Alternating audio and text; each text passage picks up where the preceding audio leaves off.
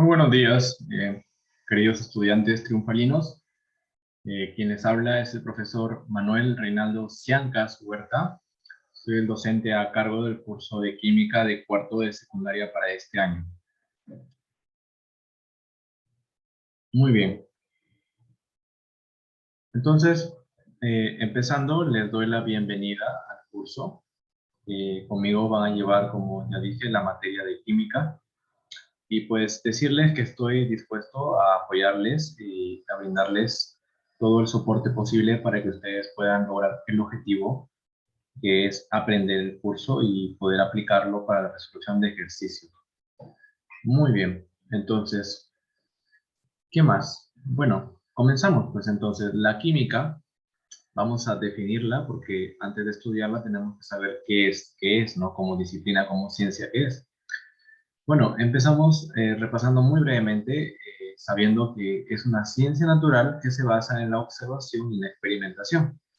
Estudia la materia, la composición y las propiedades físicas y químicas que involucran tanto leyes y transformaciones como también la estructura interna y la energía involucrada en dichos procesos.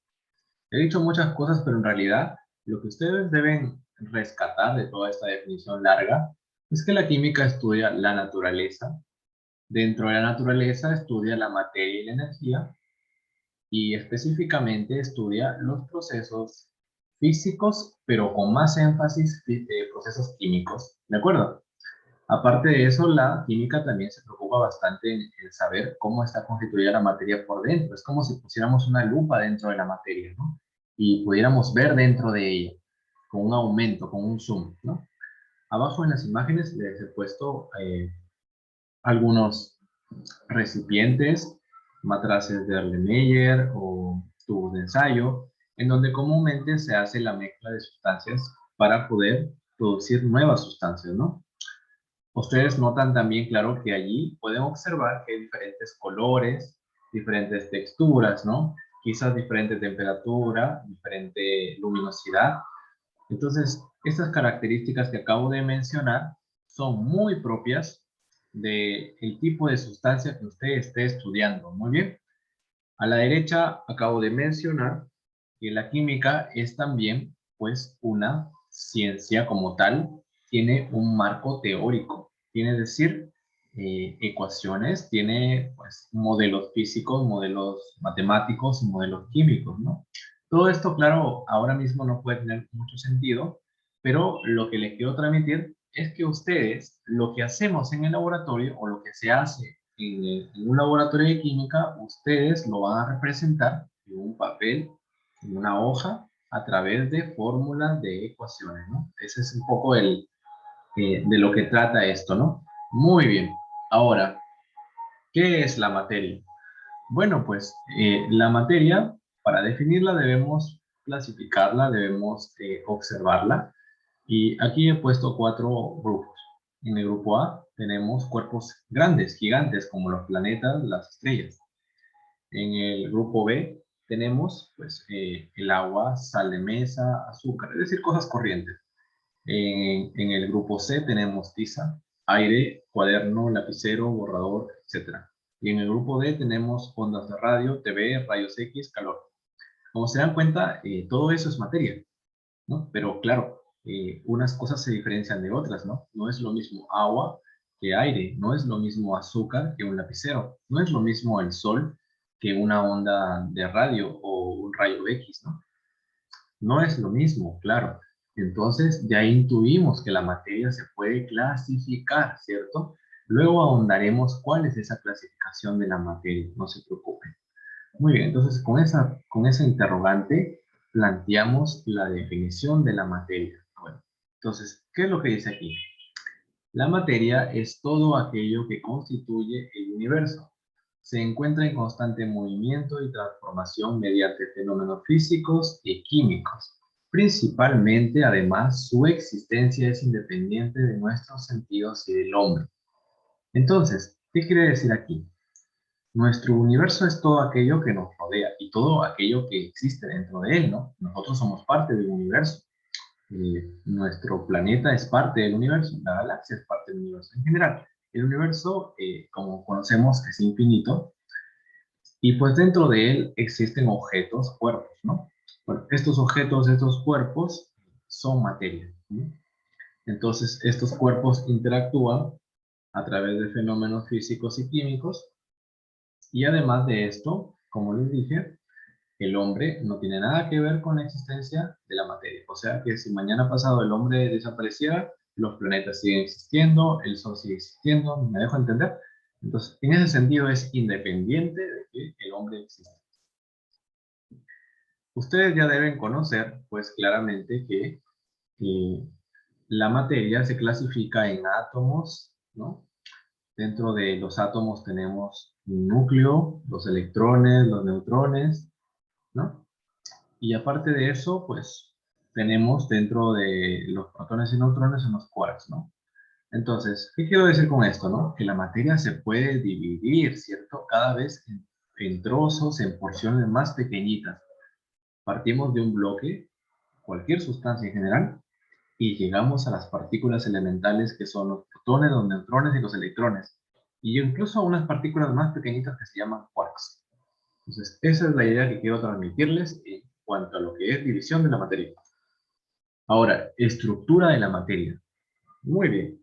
¿Qué vamos a ver aquí? Bueno, como ya les mencioné, incluso podemos partir de la izquierda una gota de agua, que en realidad está constituida de muchas, muchas, muchas moléculas de agua. Y como sabemos, el agua está constituida de oxígeno en rojo y de hidrógeno en verde. Entonces, esto que está aquí se llama molécula y está constituida de varios átomos. Átomo de oxígeno, átomo de hidrógeno y otro átomo más de hidrógeno. Ahora, si nosotros hacemos un zoom, una lupa en estos átomos, vamos a ver la figura de la derecha.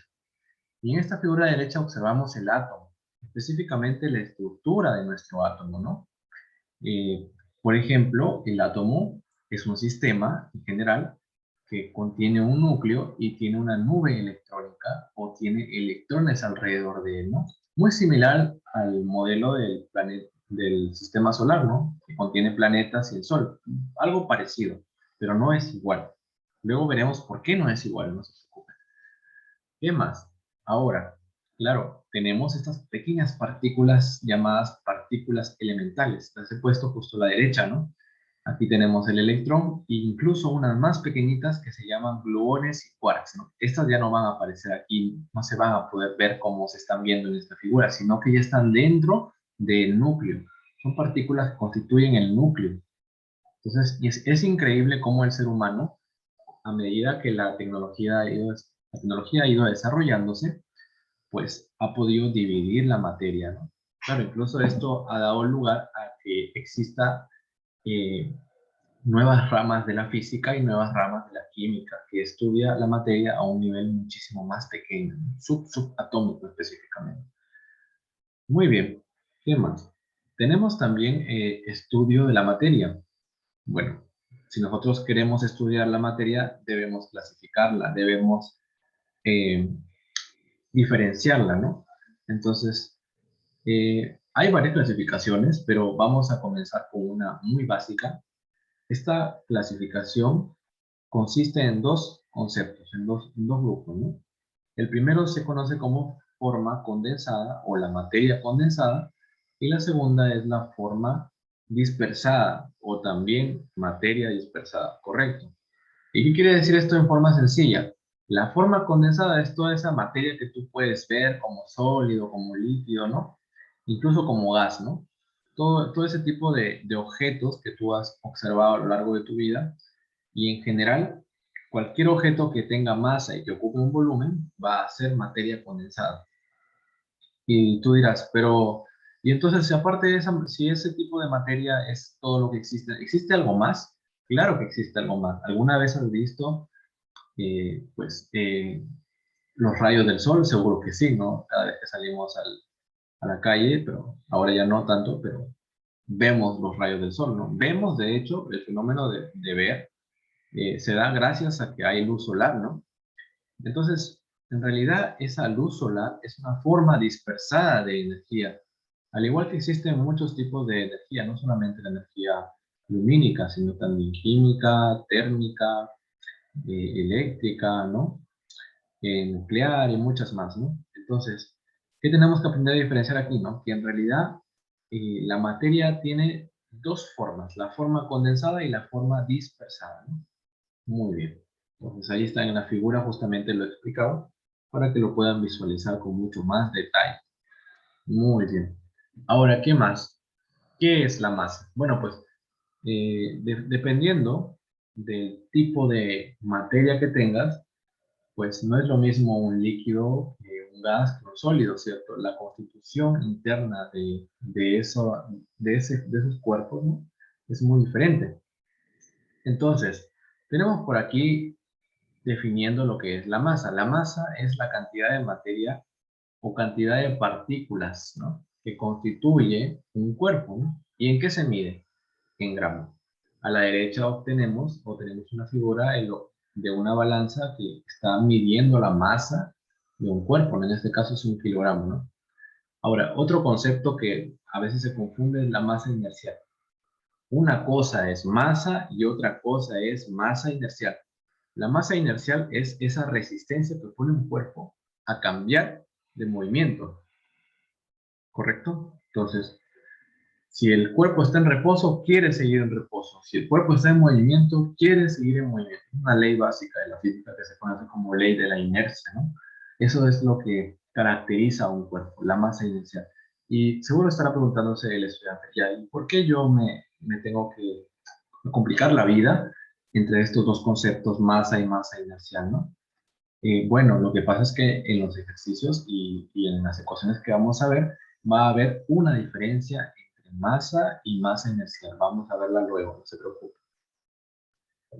Muy bien, entonces como ya hemos hablado, la energía es una forma de materia dispersada, ¿no? O dispersa, ¿no? Entonces, también se puede definir de otra manera, ¿no?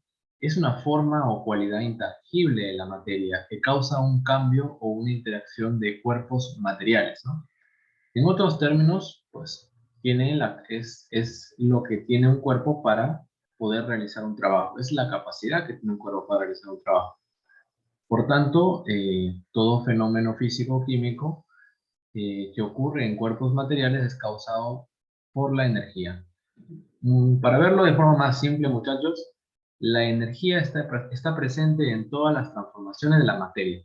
Si la materia estaba en un estado 1, si tenía una forma particular, si tenía un volumen determinado, si tenía un color determinado, si tenía un peso determinado, una textura determinada, ¿no? Y luego pasó algo, un fenómeno, un proceso, y ya no es lo mismo, sino que tiene otras propiedades, entonces ahí tuvo que haber habido un intercambio de energía, ¿correcto? Muy bien.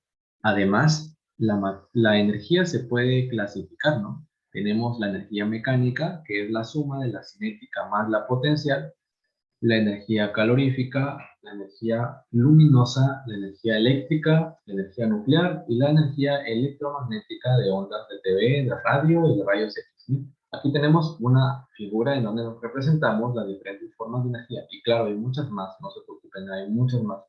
Estas son solo algunas de las formas de energía que tenemos.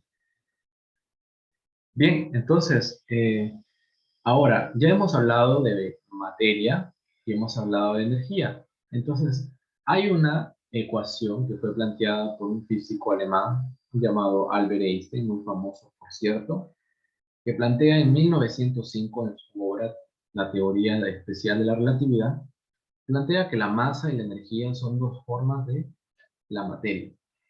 Es decir, están relacionadas con una ecuación. Ajá, como ya les había explicado antes, energía en realidad es una forma de materia, entonces tendría que haber una ecuación que relacione estos conceptos, ¿no? Bueno, aquí la presento. Esto es E igual a mc al cuadrado, que significa la energía es igual a la masa por la velocidad de la luz al cuadrado. Claro, cuando a un estudiante le presentan las ecuaciones, a veces se pregunta de dónde vienen, ¿no? Einstein publicó un artículo en donde explicaba detalladamente cómo es que deducía esta expresión y esta ecuación, ¿no? Bueno, entonces, ¿qué más? Bueno, como es una ecuación, tenemos que entender bien qué significa cada cosa.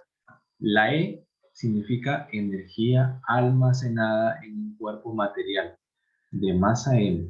Es decir, es la energía que tiene el cuerpo de masa m. ¿Qué más? C es la velocidad de la luz, ¿correcto? Y m, pues como ya se menciona, es la masa del cuerpo. Entonces, ¿cuándo a nosotros nos va a interesar aplicar esta ecuación? E igual a mc al cuadrado. Nos va a interesar cuando estemos estudiando procesos, fenómenos nucleares. También nos va a interesar cuando estemos estudiando cuerpos que se muevan muy rápido, pero no tan rápido como un coche, ni tan rápido como un avión, no, mucho más rápido. ¿Qué tan rápido? En un valor cercano a la velocidad de la luz. Y la pregunta es, ¿cuánto es la velocidad de la luz? Bueno, aquí abajito está explicada, está representada. C es la velocidad de la luz y vale 3 por 10 a la 8, imagínense, metros sobre segundo. Esto es igual a 3 por 10 a la 10 centímetros sobre segundo y también se puede decir como 300.000 kilómetros en segundos. O sea, que la luz en un segundo es capaz de recorrer 300.000 kilómetros. O sea, es increíblemente rápida, ¿no? No existe un cuerpo, no existe un objeto, no existe nada en el universo que pueda superar a la velocidad de la luz.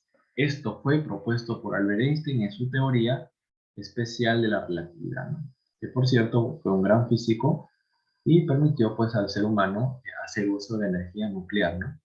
Claro que las consecuencias de haber hecho uso de esa energía no fueron todas buenas, ¿no? Porque, como ustedes sabrán, en historia existió la fabricación de la bomba atómica, la cual fue utilizada contra Japón por parte de Estados Unidos. En el proyecto Manhattan, ¿no? Muchos científicos estadounidenses, entre ellos Robert Oppenheimer y Feynman y también Bohr, hicieron una bomba atómica, ¿no? Y la utilizaron como un recurso para atacar a Japón, ¿no? Bueno, pero ese es un mal ejemplo del uso de la ciencia, ¿cierto? Pero podemos ver cómo es que una ecuación tan sencillita, ¿no? E igual a mc al cuadrado, puede tener consecuencias devastadoras. ¿Se dan cuenta? Entonces, ven la relación que hay entre ciencia y cambio del mundo, ¿no? Es decir, la ciencia transforma el mundo, ¿no?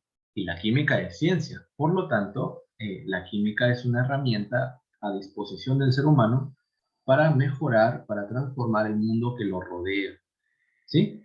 Y seguro a estas alturas quizás uno se puede estar preguntando, pero ¿y entonces, profesor, qué diferencia hay entre física y química? Es muy sencillo. Ambas, tanto la física como la química, estudian la materia y la energía, ambas. La única diferencia es que la física estudia la materia y la energía solamente o con énfasis en los procesos físicos.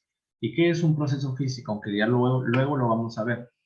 Un proceso físico es aquel proceso en donde no hay un cambio en, en la constitución del material, de la sustancia, ¿no? No cambia, o sea, si yo pateo una pelota, sigue siendo pelota, pero ya se movió, ya no está como antes. Si yo clavo un martillo, si yo caliento un clavo, si yo hago ese tipo de procesos, el cuerpo sigue siendo el mismo cuerpo, ¿cierto? Pero en cambio, si yo ya, por ejemplo, mezclo una sustancia con otra, por ejemplo, si yo, a ver, mezclo limón o mezclo aceite o vinagre con otra sustancia, que podría ser sal, ¿no? Se va a formar una sustancia diferente, ¿no? Seguro en algún momento habrán visto el experimento de mezclar vinagre con sal, ¿no? Ahí se forma un poquito de ácido clorhídrico que sirve para limpiar las monedas, ¿no? Sí, si ustedes en un frasquito echan un poquito de vinagre con un poco de sal y lo baten o lo disuelven bien, se va a formar un ácido que es el ácido clorhídrico, ¿no? Y así como ese pequeño ejemplo, existen muchísimos procesos químicos en donde se puede, a partir de dos o más sustancias, eh, fabricar, ¿no? Producir nuevas sustancias, ¿no? Entonces, la química estudia eso, que a partir de varias sustancias se generen nuevas sustancias, ¿no? O sea, hay un cambio de sustancia, ya no es lo mismo, lo que antes interactuó ya no es lo mismo que resulta del proceso, ¿no? En cambio, la física más bien estudia esos procesos en donde el cuerpo sigue manteniéndose, sigue teniendo esa constitución interna similar o igual. Muy bien, entonces, eso es básicamente la diferencia entre química y física.